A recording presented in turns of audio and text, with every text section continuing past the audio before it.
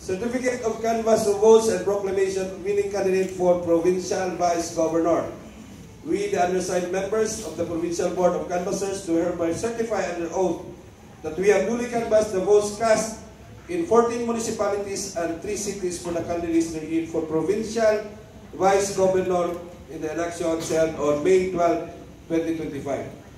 Attached hereto and forming part thereof is the statement of votes by the cities and municipalities garnered by each candidate for the office of Provincial Vice Governor.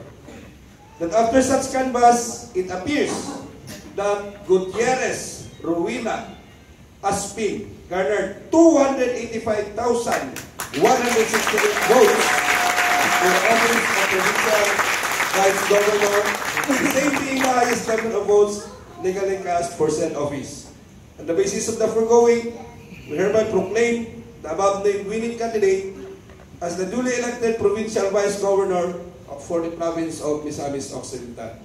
In witness whereof, we affix our signatures and imprint our thumb marks in the province of Misamis Occidental this May 13, 2025. Congratulations.